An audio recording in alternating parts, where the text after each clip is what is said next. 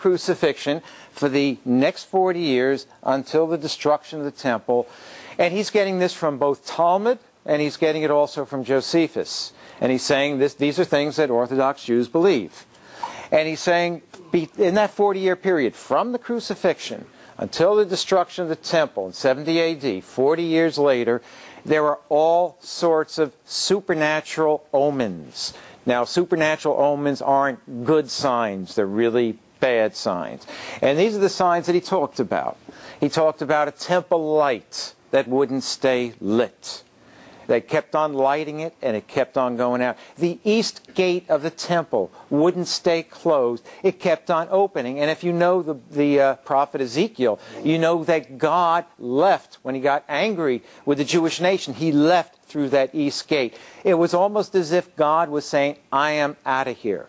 Even more dramatic than that, Klinghoffer says that during those 40-year period, throughout the entire land of Israel, people saw incredible spectacles in the sky, chariots and war cries and screaming and everything that suggested there was going to be a war. In other words, Klinghoffer agrees that there were all these supernatural signs coming from God warning about the impending destruction of the temple.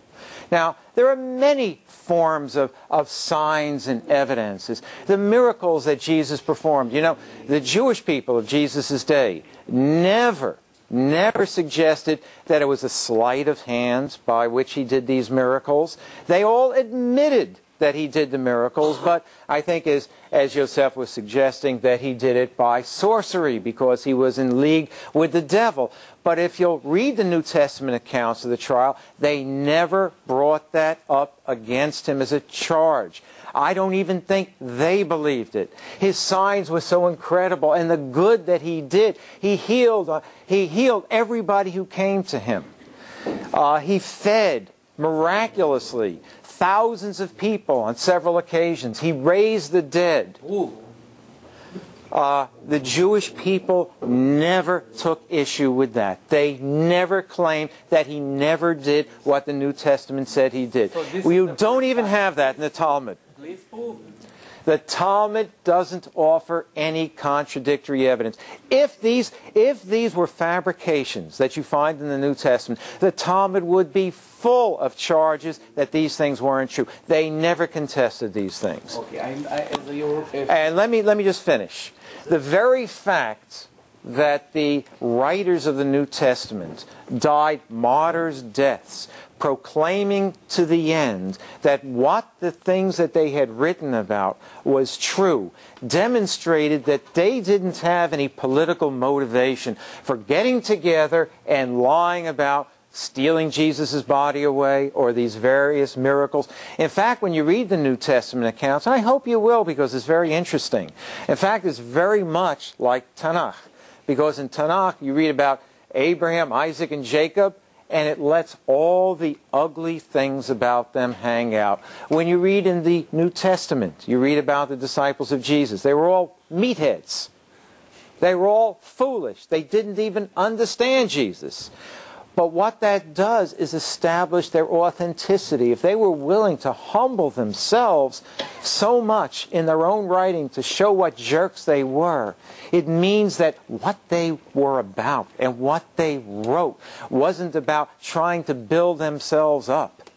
By the way, you just answered one of my questions. Good, finally. And I tell you what, don't be so happy.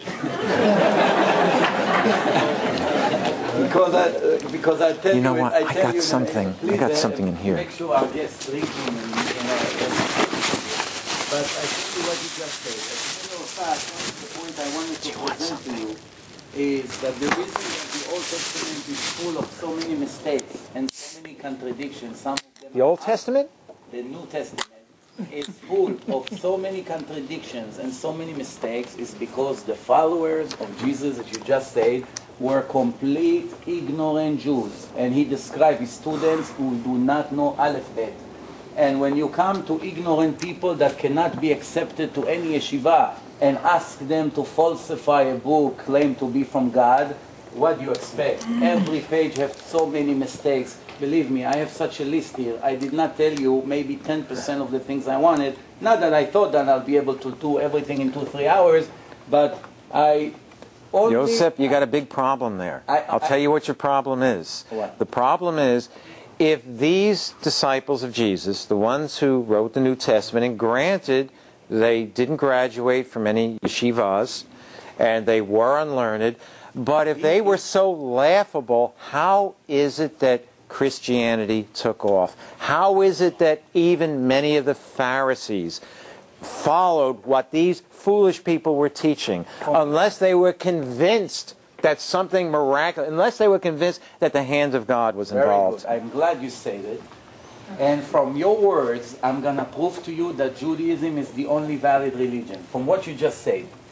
When I come to a crowd and I try to convince them to be my students, and I start to gathering all the homeless people of the street, as he did, as you know, those ignorant that do not know anything anyway, and gather them to be students and have himself a cult. When I come, and this is my goal, what kind of religion I'll design to these people?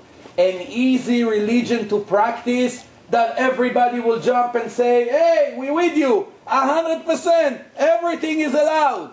Or I will design a religion that is so complicated, so difficult to keep. What will be an easier job for me? To come and tell them, for instance, one of the times his student told him, you told us that we're not allowed to violate any rules of the Torah. So how come you eat bread without washing your hands, without netilat yadayim? They asked him, those ignorant challenged him. So he said, he started to curse the rabbis. But in another page, as I mentioned before, he told his students, make sure you follow the instructions of the servants of Moshe, the sages, because they have it from generation to generation.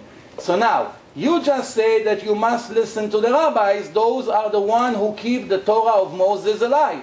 And when the student asks you why you yourself don't listen to them, he started to curse them. Or when he told them that they're not allowed to violate the rules of the Sabbath, the next day student came and they wanted to cut wheat on the Sabbath.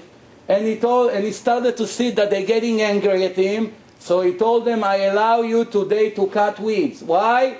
I am the master of the Sabbath. Come on. You just say in the book of Matthew, as I mentioned before, no one is allowed to contradict one little law. And if he does, he is going to be cursed by God. I'm sure just allow them to violate one of the most important rules of God. See, I'm sure they would like to hear my explanation. Please? I'm sure they would. Please. You're cutting me in a nice way, I surrender. I'll always try to be nice. No problem. What Jesus did, he never said you don't have to follow the law or the law is not important. And that's why Yosef is correct. He told the people to follow those in leadership. He did nothing. He wasn't a revolutionary. He did nothing to try to undermine the authority. But what he did do was point out that their interpretation of the law wasn't an accurate interpretation. You see, the religious leaders would criticize Jesus for healing on the Sabbath. And Jesus pointed out that they were hypocrites. Why? Because they did many things themselves on the Sabbath. They would water their animals. They would assist with the births of their animals. The priests would minister on the Sabbath. And so he understood correctly, and the religious Jews of the day should also have been able to understand that there are certain commandments that are more important than others, that it is justified if somebody is starving to death to pick food on the Sabbath day. Wait, please. I used an example that is the worst sin in Judaism. Cutting weeds on the Sabbath is one of the 39 laws that we're not allowed to do on the Sabbath. You want the proof? I'll give you the proof. Okay, let's see it. Let's see it. I give you proof. Comes a person named Slofchad. You read in the Old Testament, Slofchad. He went on the first Sabbath after accepting the Torah, and he started to pull weeds, crush from the ground, and Moses didn't know what to do with him. He took him and put him in jail. He asked God,